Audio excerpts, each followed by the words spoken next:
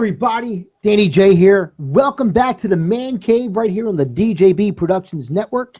Make sure you hit the subscribe button down below. Also, make sure you're hitting the notification bell and leave us a comment. We want to hear from you. Also, if you're on Twitch, go to twitch.tv/thebigvitobrand and you can catch the show right on there as well. A lot of great shows on the Big Vito brand as well as right here on the DJB Productions Network. You're going to love it. Let's go in here. We got a great show for you today. Let's talk to Big Vito LaGrasso. What's going on, guys? I hope everybody's doing good. Peace out there. Welcome to the Man Cave Studio. You know, my pad is plush, looking fabulous. Here, you know, in the Miami Beach area. You know, it's my second house and stuff. You know how it is when I'm pimping and shit. So let's pick the day off, man. Come on, Dan. What we got? Sounds like a good thing. We have a pretty cool show today. We got Men in the Kitchen. Oh, Should it happen? I don't know. I think if we want to live. Hey, Dan, by the way, did you do something different with your hair? It looks pretty snazzy this week. You like it, huh? See, I do like it. I cut my own hair, and I take care of it. I think it looks. It's probably the best I've seen your hair look in quite a while. There, it looks good. I appreciate that. A lot of people are like, "Hey, you look pretty fresh over there. Why? How are you saying fresh and doing 6 feet apart?" I said, "Because I do it all myself." Do it all myself and staying away from the wife. I'm telling Dan, you got the formula, kid. It's what you do. It's what you do. The funny thing was, we're doing a show today, talking about Man in the Kitchen. We had a lot of posts. My wife had her mother-in-law made her artichoke hearts, which you were like, "Oh, Jesus Christ, look at those things." They look beautiful. They were beautiful. She made me her homemade mac and cheese. And you think mac and cheese? What's so big about that? Not the way she makes it. No, I'm telling you, your mother-in-law, she's got the goods. She's got some secrets. Dan, you are one lucky SOB. I'm telling you, I've been eating. I was eating mac and cheese right before I got on the show today. You know, because we got talking. I wasn't going there, and then you started talking to me about it, and I said, "You know what? I'm going to get some mac and cheese." So I pulled that out right before I got on the show, and then I ate that and stuff like that. But we're talking about Man in the Kitchen. When men are in the kitchen, it is something where, you know, before we get together with our spouses, before we get together with our significant others, we got to take care of ourselves. And by all means, we have to learn something. Now, that's not to say that we're like chefs. Some of us are. Some of us are better in the kitchen than others. Some of us withhold information, so to speak. But we're going to talk about a lot of crazy stuff today. I'm going to give you some ghetto and project recipes for those of you who just are not good in the kitchen, but it'll keep you fed, okay? V being a big into training, being a professional wrestler for so many years and keeping a very low body fat. You had a lot of different things that you ate. We're going to talk about that today. And we're going to talk about also, before you got into wrestling, your diet habits then versus now. So we'll talk about that as well. Oh, man, Dan. First of all, I got to say, having a little taste of your mother-in-law before the show gives you a little pep. I notice you're very happy right now. I'm excited, too. I'm excited. I'm very good. I'm telling you. But like you're talking about, we were talking about before the show, guys. We were talking about old school eating habits. Now, just by saying it, stuffed artichokes, right? Stuffed artichokes, when you get down to the hearts and when you're a kid, and you wouldn't, I don't like this, maybe, you know. But you appreciate that old style cooking, and that is very hard to come by. Now, Dan's mother-in-law still cooks the same way. Yeah. And it is appreciated today. And you talk about eating habits. When you grow up in an Italian household, it's your gravy, your sausage, your pork, your meatballs. Throw it all in a pot, let it simmer for 4 or 5 hours, bring it out, pasta, bread, semolina, you know, dessert. And then, you know, that's how you grow up. I mean, veal cutlets, chicken cutlets, eggplant parmesan. We can go on and on. You can go on and on. And, you know, something that, like, you know, and you talk about greens in a time that broccoli rabe used to be the most expensive thing to buy. And you don't find anybody who makes broccoli rabe. And I think Tony Luke still makes it. They have the broccoli rabe and chicken sandwich, right? But those old school values are very hard to come by these days. It's just the new generation just let it pass on by. I'll tell you, and you know the funny thing is, like my wife is Sicilian, and I'm Nobledon. My great grandmother was from Venice. Okay, Right. We're both third generation. You're like what, first generation out here? Second? Yeah, first. Yeah. First generation. Yeah. So you're a little bit more greaseball than I was. Yes. That my wife is. My wife is complete greaseball. And what we mean by that is that there is stuff you eat as an Italian that your doctor's not going to recommend. No. Okay, it's as simple as that. Me being Napolitan, he calls us fake Italians, which is bullshit because I'm 100% Italian. But the thing is, we ate differently. That Sicilian blood, that they eat stuff that's a lot hotter, a lot spicier, that type of thing. Napolitans, we were a little bit more mild in the sense, that type of thing. I mean, I'm a light-haired guy with green eyes who's 100% Italian, so I'm like a fucking unicorn in the world, when it comes Pretty down. much. But the food difference, and my wife, when she gets into food, let me tell you something. It's like, don't talk to me. Let me concentrate on this, because that's the way it was. And we both families, and your family, I'm sure, was the same thing. Sunday dinner was always a big thing where the whole family got together. It's almost like forget about the rest of the week, but Sunday was the day where everybody, it was just a big, big, giant meal. And like you said, chicken cutlets, meatballs, sausage, gravy, whatever pastas you're going to do, that type of thing. And a lot of meats, antipasto, a lot of antipasto, Do you know what my favorite food was growing up as a kid? Now, I don't know if anybody realized this, but my father was a gourmet chef, okay? Mhm. And he owned a very famous restaurant called Joe DiMaggio's Restaurant in Queens, in Flushing, Queens. And he used to cook for the Jets, the Mets, the Yankees when everybody used to play at Shea Stadium. Nice. Everybody had a Shea. So my favorite food when I used to go to the restaurant used to be chicken Florentine. The way he cooked it with the lemon butter and the chicken rolled up with the spinach, and it had a blast of garlic because everything had garlic back in the day. Yeah. Oh, yeah. But chicken Florentine, I could eat that all day long. That was my favorite meal. I ate it. I used to ask him to bring it home. I used to ask him to make it for me. I mean, hey Dan, do you still have the pea soup? Yeah, we did. I never liked pizza, but yeah, we did in the family. We always did. In the family, right? And you have the big bowl of pea soup where you can eat pea soup for days, and you'd be like, you can just get full on that, like 2 bowls of that, and you were like, oh no, I can't. They used to make on my side. They used to make shredol all the time. Yeah. Right. For those of you Medigans out there, that's wedding soup. If you see it in Wawa, Yeah. it's escaroli is how. Yeah, my wife is a big wedding soup, person, and Yeah. like we used to go to the diner in our hometown, and we used to get the buffet because it had the wedding soup and the salad bar and that. The wedding nice. soup, yeah, the wedding soup used to be her thing. But I got to tell you, did you ever used to eat?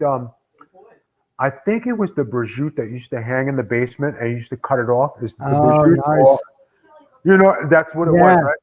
You can go down, and it used to be raw, guys. I mean, it was the fattiest thing you ever seen in your life. But when you cut it, you ate it.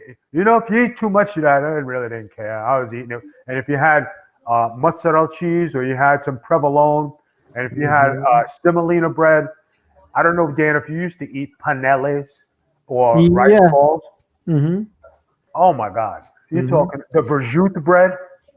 Now, you are still. I mean, you maintain your body and stuff like that, Right. but you maintain your, I should say, worker physique. Right. Okay. Now, before you got in, you're eating all this shit. You must have been about 500 pounds. When you first broke in, you didn't look like this. When I broke into wrestling business, I was 212 pounds.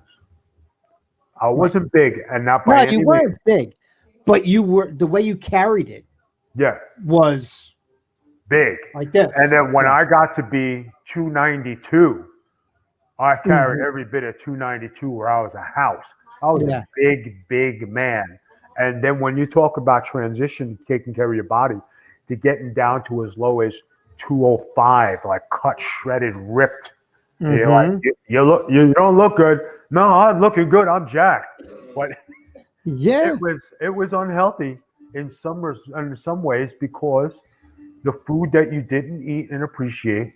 I think if when I was still wrestling, I was coming to your house to eat. Your wife used to put together like Italian foods because I'm big into Yeah, um, yeah. the breadsticks with the prosciutto and the olives and all that Hmm. stuff. And we used to, on Sundays, we used to eat that. It used to be my day to eat. So I used Yeah, to it was eat your cheat day. That's right. my It was cheat your day. cheat day. Yeah.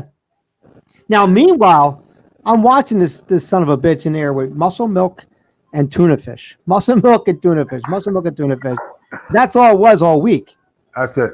And I'm looking at him like he's scooping it out of a can. It's about this big. And I'm like, and I'm looking, and he's taller than me. And I mean, I'm 5'8". He's, what are you, 6'2"? What are you, 6'2". 6'2", right? Yeah. So, I mean, he's obviously a lot taller than me and stuff like that. But I'm like, I would have to eat 6 cans of that just to get myself past an hour. And this is what he was surviving on all But then goddamn week.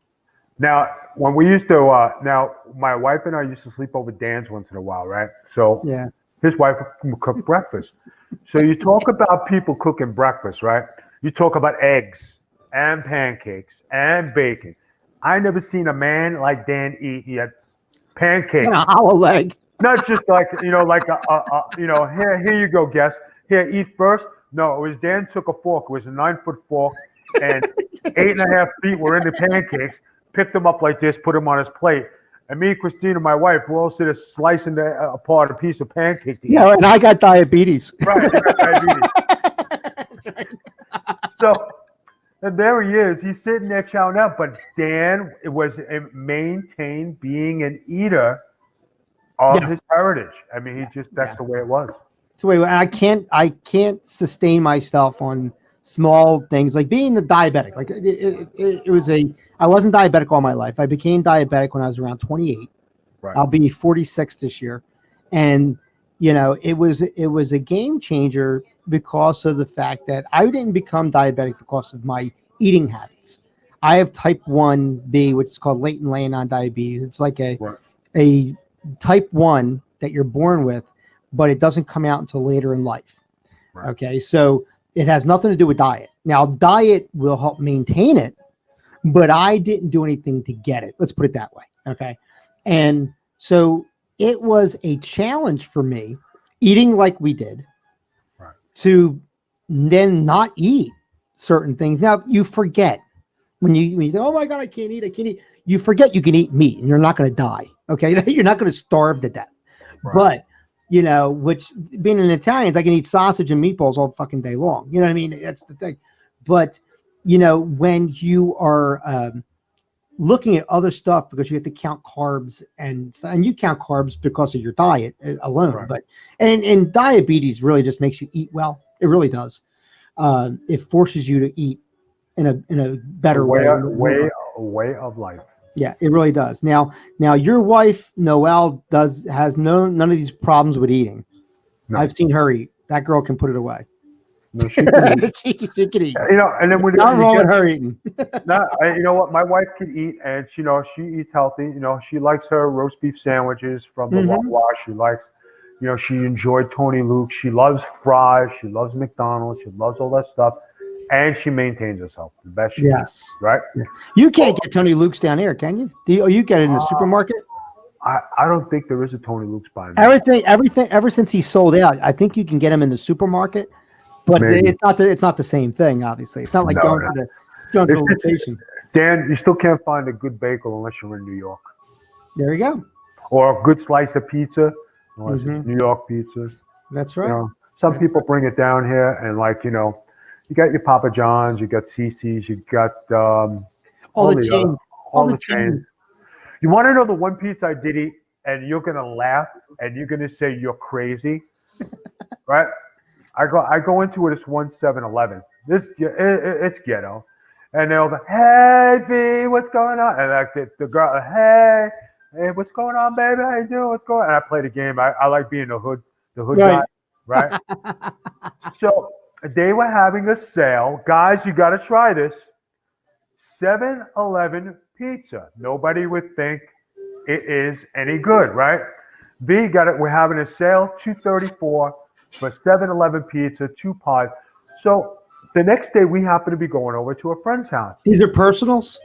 Yeah, no, it's a large pie. Oh, large pie. Okay. Large pie for $2.34. The whole pie costs five and change, right? So I says, you know what? I says for $2.34, let me bring over two pies. What it could be hit or miss. It's either going to be good or it's going to Yeah. be bad. Yeah. Guys, I'm telling you now, you want to go have a good pizza?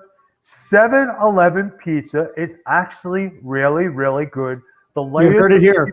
the layers of cheese that are on it and the sauce, it's not that bad, and it's better than some of the other pizza places. That's crazy. And So that's and like you said, you would never know because people go in 7-Eleven to get a Slurpee, cigarettes, and a coffee. Maybe I don't know. There's so many other places out there you don't even hear about 7-Eleven, but they'll never go away. 7-Eleven because they're too much in need. And do you know, Dan, that they have that magic oven there? It's called the magic oven, right? The pizza is cooked in 2 minutes. 2 minutes, the pizza's cooked. That And can't be good. no, Dan, I swear to you, Dan, I would not lie I would not lie to any of my viewers. I'm not lying to Dan Boji. He's got mouths to feed in that house. Dan, $10 at the 7-Eleven. Is there a 7-Eleven up the street from you? Oh yeah. Oh yeah. Okay. Go and order the 2 pizzas. Bring it home tonight. See how fast that goes down. I'm going to see if that's a regional thing because I've never heard of 7-Eleven having pizza, but I got to go look. Now, I haven't been in a 7-Eleven in years, but I'm going to go just so I can see if they have that. Dan, I swear to you, you're going to call me up, V. You know, this is pretty good. Where's that magic oven? I want to see this magic oven you got. It's on behind the counter, and they put it in 2 minutes. The whole pizza's done. Now, the funny thing is, you mentioned ghetto, and I'm going to tell you some ghetto recipes that I learned so long ago. Okay, that if you need a snack, now this is not to maintain you as a meal. Okay, this is snacks when you are. A lot of times people talk about it like when you're in your college life, right? And when you were training, you kind of like did the college life where you're living off of tuna fish and muscle milk, and that's it. You know, blah blah blah. Right. So you're keeping yourself very economical, etc. This is how you can do some ghetto snacks that are actually very good. One will sound okay, one will sound disgusting, but I'm telling you both are good. Okay. The first one is you get yourself a box of Triscuits, regular Triscuits. You get yourself some pizza sauce and you get yourself sprinkled cheese like you would use for taco. Okay. And you lay them out on a tray or microwave. You can do it in a microwave. This is the fastest thing you do. Lay it out on something that can go in a microwave. And you put the sauce on there, you sprinkle the cheese on there. If you want to get fancy, you get a piece of pepperoni, cut it into triangles, like cut one slice of the pepperoni, right. Cut that in the across so you have triangles, put that on there. Put it in the microwave for 10 seconds. And you have some of the best mini pizzas you will ever have. I'm telling you, try it tonight. You can give it to Noelle. Let her try it. And then if she likes it, then you can eat it. I'll tell you, I'll tell you, it's one of those things where you're like, I don't know if I want to try that. Dude, try it. It's really good. I've actually seen that before. It's really good. I know they're good. People do eat that. It's really good. And Triscuits are filling. And Triscuits, not for nothing, as far as a snack food, is, I don't want to say nutritious, but it's better than some other things. Okay. So you're not doing half bad. It's wheat. You're doing pretty good. Now, that was ghetto. Let's go projects for a second. Okay. We got to go one step lower. You can't afford Triscuits. Okay. Yeah. So you manage to get somebody to buy a sleeve of Ritz crackers. Right. You get yourself some Ritz crackers. You can't afford pizza sauce. So you get yourself some Hunt's or some Heinz ketchup. I recommend Heinz if you could spend the extra couple cents. Wow. And you put these Ritz crackers out on a plate and you put ketchup. I swear to God, you put ketchup on these Ritz crackers. Not a lot. I'm not saying like a thick thing, like something where you would, like if you did peanut butter, you put a little bit on there and you smear it over the Ritz cracker. And then do the sprinkled cheese. If you have the sprinkled cheese, you put it on there. Put it in the microwave for 10 seconds. Once again, this shit, you're like, it shouldn't be the bomb, but it is. Because it is Project Pizzas. I'm telling you. I don't know about that one, Dan. I'll feed it to Noelle. So let her eat it. Well, my Florida snack is to get some whole wheat wraps, right? get some hummus, not a classic Yes. regular hummus with Mhm. lettuce and tomato. That's my nutritional snack for the day if I need something. Uh, guys, it's not bad. It's not bad. I tell you, hummus sandwiches, hummus wraps with lettuce.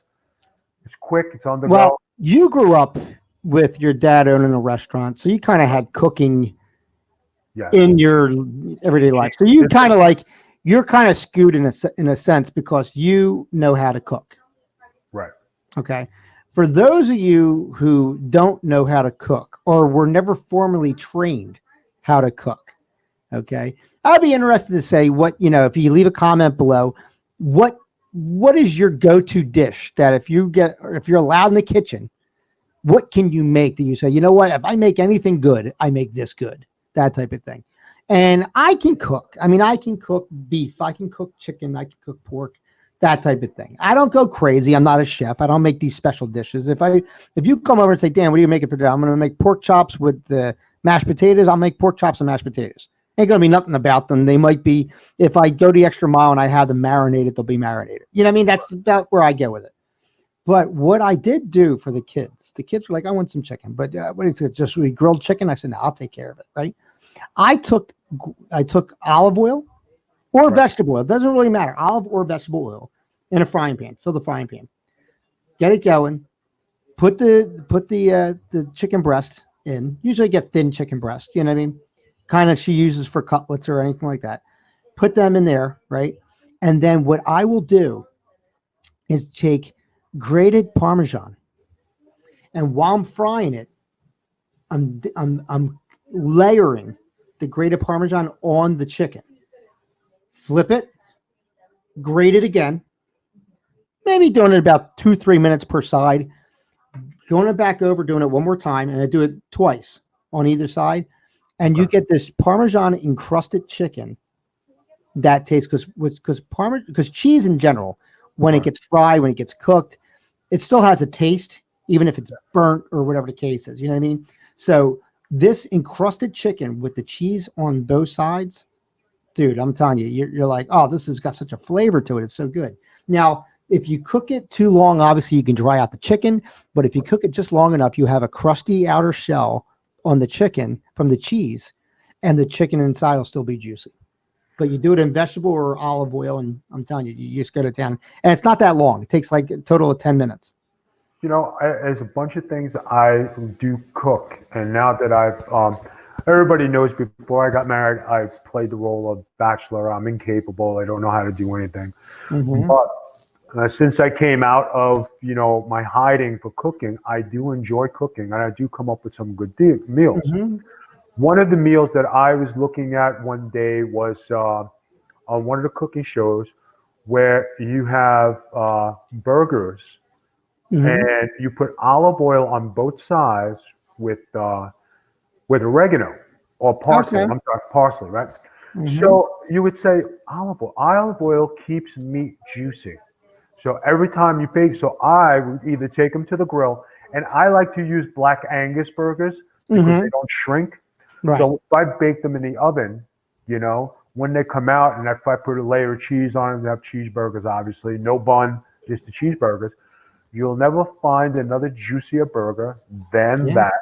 When I do cook chicken, I like to marinate my chicken in Italian balsamic vinaigrette. You marinate it overnight and let it sit. Yeah. When you cook it, if you put it Mm-hmm. on the grill, it's extra Right.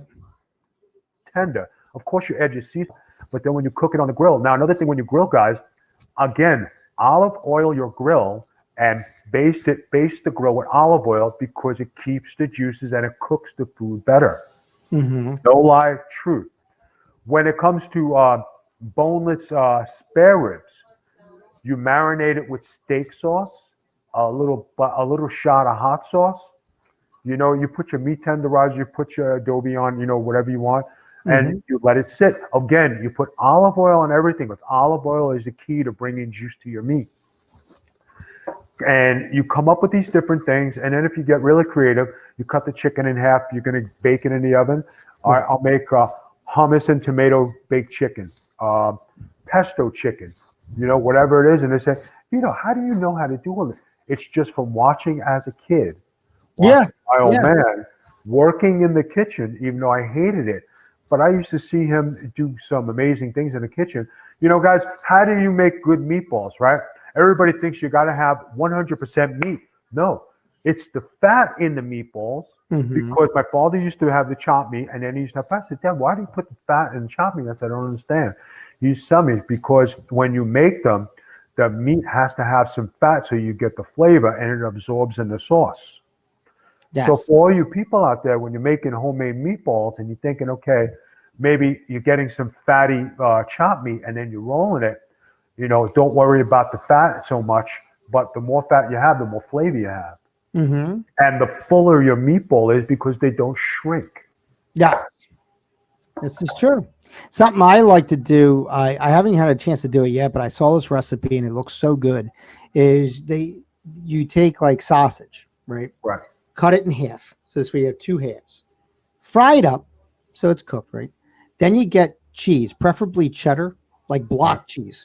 Cut those into the length of the sausage, right? Cut them into like a thin rectangle, Right. cubish type of thing, right? Sandwich them together. Then hollow out peppers. Get peppers and do the same thing where you get two equal size halves of the pepper and sandwich the sausage, which is sandwiching the cheese, together. Put toothpicks through it to keep it together. Then fry that up, or even better yet, barbecue it. Right. You can do it in tin foil if you like that type of thing. And you're getting this pepper sausage cheese sandwich, which is without even, you could put it in a bun if you like, or if you're carb conscious, just take it with a fork and knife and eat it like that. Delicious, delicious. If you like flavor, get sweet peppers. If you don't like hot peppers, Yeah. etc. Yeah. Another thing to do, guys, when you're cooking, I don't know if a lot of guys use the microwave for eggs, but when you cook your eggs, does anybody out there add cream or milk? Because it makes the egg more fluffy. And if you put it in a microwave, say if you scramble egg, Mm-hmm. scramble your egg, put it in for 2, 3 minutes, right? You got around, your egg is done. If you do it in the pan, having the milk in there brings it to more, it makes it more fluffy, Yeah. keeps it fuller. Mm-hmm. Another little secret on making eggs. So if you got to microwave eggs or you got to do something real quick, you know how to do it. And when me and Dan talked about the tuna fish in a can, honey mustard, honey mustard. You know what I'm saying? Anybody ever love? Everybody loves baked potatoes. How about having baked potatoes with honey mustard? Add broccoli, add bacos, and stuff like that. It's the same thing you pay for in Outback or steak Yes. in the place. Bacon's is a great add-on, by the way. Yeah. Can I tell you? It is. It really is. Anything with bacon is good. And there are a lot of people out there who love bacon. They say, it's too expensive to buy, but bacon is $2.98 for the big jar. Yes. You sprinkling that on your eggs, sprinkling that on your food, sprinkling on a baked potato, and people wouldn't think to make baked potatoes. Baked potatoes is inexpensive. Yes. It is. It really is, and it's a filling meal because the potato itself is actually very filling in a sense. What is your take on hot sauces? I You love personally? I You? love Okay. hot sauce. I love hot sauce. I love a Yeah, little kick in my food. I eat hot sauce with everything, and eating hot sauce is another way for you to digest because it gets your system going. that's true. Now I don't want to sacrifice the flavor for the hotness, Right. or vice versa. You know what I mean? Because there's some people that really like it hot. Okay. And the problem with that is like I got some habanero sauce I got from somewhere. So let me try this. And I put it on like I put on Tabasco. Right. And when I tell you, I had to take a towel and wipe my tongue down. And I went upstairs with my toothbrush and I had to scrape my tongue because it was too hot. I couldn't taste anything anymore. And I was like, this is not the experience I want to have. I like, for example, like you say with eggs, I put Tabasco Yeah. on eggs rather than ketchup, rather than anything else. I put Tabasco. Tabasco is a little spice. It's not really a hot kick, but it gives you that kick flavor. It's almost like when you're used to drinking water and then all of a sudden you get fruit punch in a Now, sense. and does anybody ever put steak sauce with their eggs? That's another thing to try. Yes, yes. That's very good. A1 really A1 covers everything. good. A1's really good with that. Yes. Can't go wrong with that. You know. You know, and guys, there's a lot of little things you do, like when you try. Don't be afraid of trial and error. people don't like it. They don't like it, but having common sense and just getting little baking tips from watching Gordon Ramsay or the Dinah Show.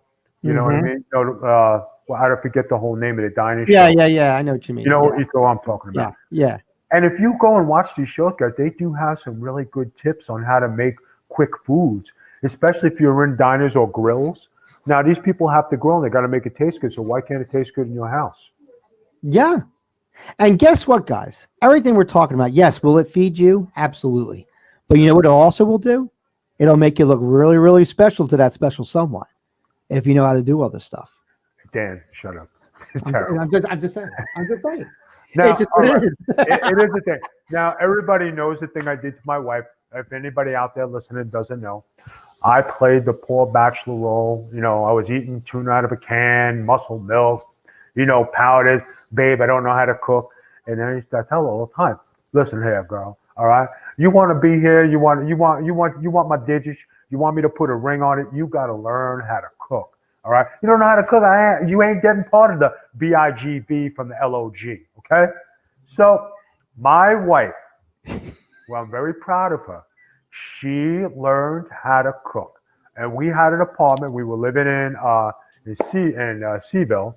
And it was our first holiday, our first Thanksgiving, and she cooked her first turkey.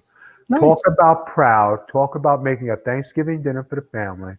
And then I was on the hook. I said, shit, doesn't taste too bad. I might have to pop the questions. It wasn't like Christmas Vacation? No. Legit. I give my wife props because she learned how to cook. And then, I mean, it wasn't until later on that, I think Dan Boji was the only one who knew I knew how to anything to do in the kitchen.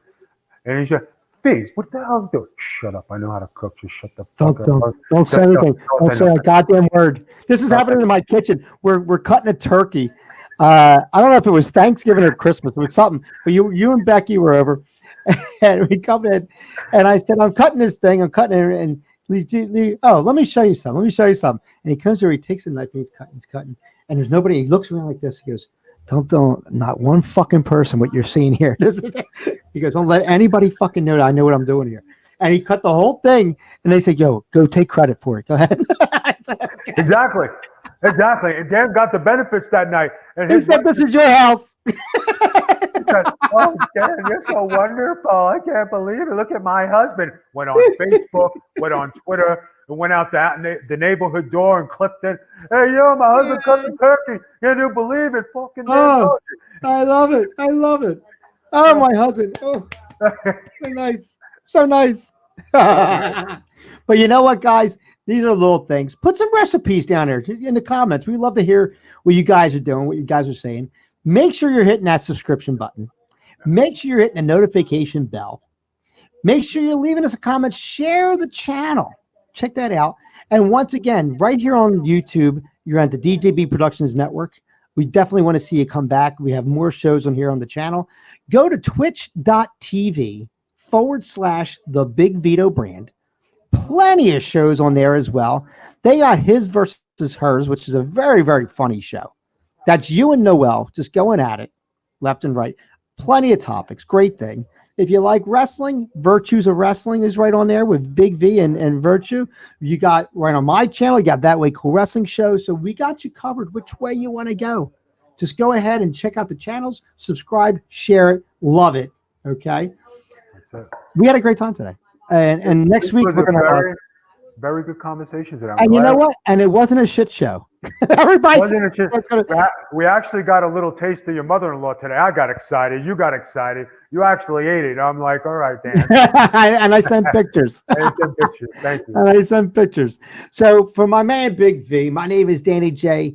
Until next time, we'll catch you right here on the Man Cave.